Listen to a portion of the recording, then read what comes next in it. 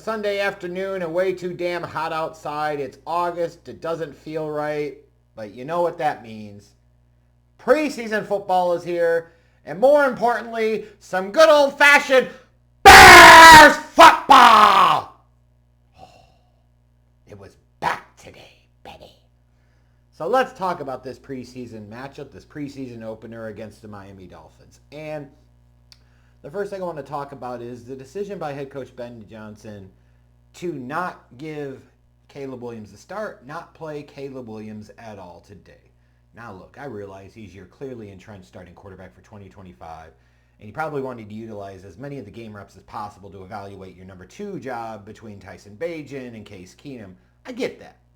I also get that there's always that risk of injury, and you really don't want injury at the quarterback position. I get all that. But I'm sorry. I fully, fundamentally disagree with the decision to not give Caleb Williams any live reps. What was so great, awesome, or spectacular about Caleb last year to indicate that he doesn't need more fucking work? Nothing. For Christ's sakes, Tua Tagovailoa, Captain Concussion himself, even played a series in this game.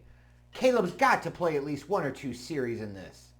You've got a new team. You've got a new fucking system, basically. He's only in year two.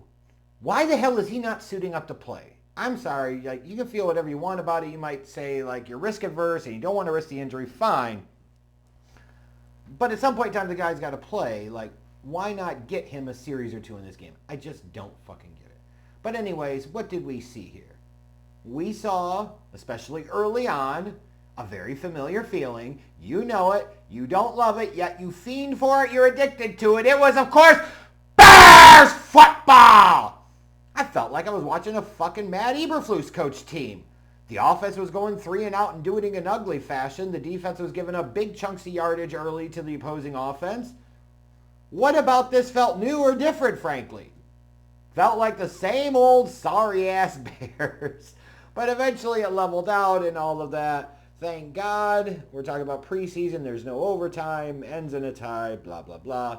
But what did we actually see in this game? Well, in terms of the Bears, let's look offensively.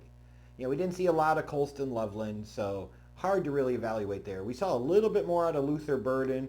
There was one throw over the middle where he went up with one hand, and I know Jim Miller, who by the time he got to the second half, sounded like he was 2 sheets to the wind, Harry Carey style. And if I had to work next to Stacey Dales in the booth the whole time, I probably would need a little liquid courage to get through the day. He's talked about, well, Luther should go up with 2 hands, or just go up with 1 hand and make the catch. Right? Those are the types of catches you've got to make in the NFL.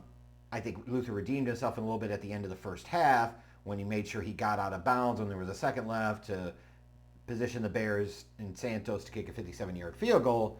So there you go. You could see where the value comes in for Luther Burden in this offense.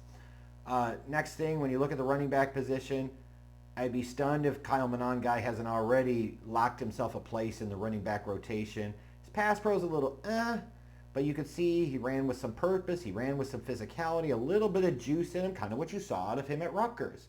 When you talk about a guy being taken in the 7th round, we're trying to be realistic about the options and expectations here, but some encouraging signs today for sure. Next thing I'll talk about is when you look at the left tackle battle, this can't be a battle. Like even Tyson Bagent on the touchdown throw in the first half, Braxton Jones got smoked. He got smoked multiple times on that fucking drive. When are the Bears coaches going to realize that Ozzie Trapillo is the best left tackle on their team right now, and it's not close? I realize you get tantalized by the athletic upside about Braxton Jones, but we're in motherfucking year 4 now. He is what he is, and he isn't what he isn't. And what he is an average at best NFL starting left tackle. Don't let the fools at Pro Football Focus try to con you into thinking he's better than he is. He's not. The Bears drafted Trapillo in the 2nd round for a fucking reason, because they know they don't want to pay Braxton Jones $20+ million in a new contract long term. That's why they drafted a guy to be the heir apparent at left tackle. That's what a good organization would do. Don't sink big money into bad investments, and that's exactly what the hell Braxton Jones would be. The only question is how long are they going to lie to themselves and pretend like Braxton should be the starting left tackle on this team? Ozzie should be. His technique's better. He's just more consistent. He blocks with more drive and physicality. Like, he's going to certainly make his rookie mistakes, and he's not perfect, but come the fuck on. We've seen 3 years of Braxton Jones. He's a starting NFL left tackle, but he's not a starting NFL left tackle that I want to pay $20+ million a year to. And frankly, at this point, if you were talking about, well, maybe you could sign him for less than that, well, that's an indictment in and of itself. That means he's not a guy that you want at that position long-term any fucking ways. That's what you do in the draft.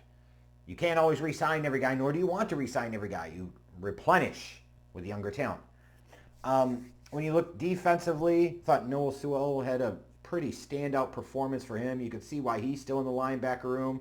And again, it kind of makes you wonder, like, based on what you saw him, how he was able to read what the opposing offense was doing, the way he was able to attack downhill. You're like, why doesn't he get a little more starting time? You're going to hear folks talking about Ruben Hippolyte, and I saw out of him today exactly what he showed in college. When he doesn't have to think or play instinctually and he can just go downhill, he can get there. And he can disrupt things.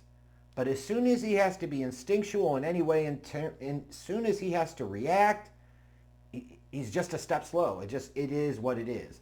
The Bears' defensive unit as a whole, like,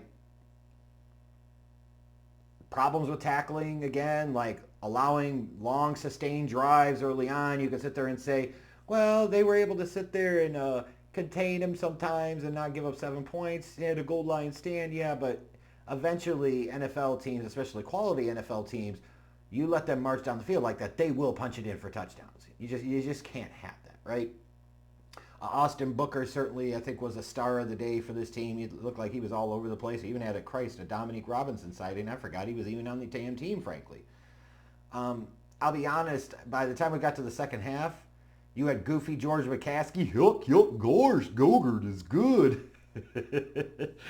And I said to myself, of course they had to bring him in the fucking booth. And he starts talking about the stadium deal, and I'm like, I'm going to zone out. But then he gave some love to Jay Hilgenberg and Peanut Tillman for Canton. I said, okay, I'll give you that. I concede that. I'm interested there. Thanks for giving him the love. And then he started boo boo boo boo boo again.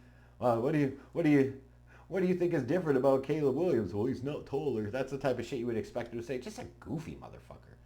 Like, when you think of Nepo baby and the definition of a Nepo baby and somebody that hasn't had to do a day of real work in their life to get in the position that they've got, it's goofy George McCaskey all fucking day. It just is. Just wild. But he wasn't even the worst thing in the booth in this game. Stacey Dales was brutal. Just god-awful bad. And I could get the sense that Jim Miller had to drink. Probably did it, but it sure felt like that way. Tell me, folks, where I'm wrong. Sounded like he had to get some liquid courage. Adam Amin, bless him, was trying to do his best, but a positive spin on that. But you could tell he's like, this is fucking snow. How many more times do I got to deal with this, right? Trying to be. And, like, her questions to Roma Dunze in particular were just, like, what the fuck are you doing? Like, OMG. Doesn't matter if you're a man or a woman. Just be competent at your fucking job. And she was not good. It was brutal. And most of the second half, I had to sit there and turn the volume way down because I found everything coming out of her mouth was annoying and fucking grating. And I'm like, oh my God, I got to watch her on multiple more preseason games. Please tell me my misery will be over soon enough. Just, ugh.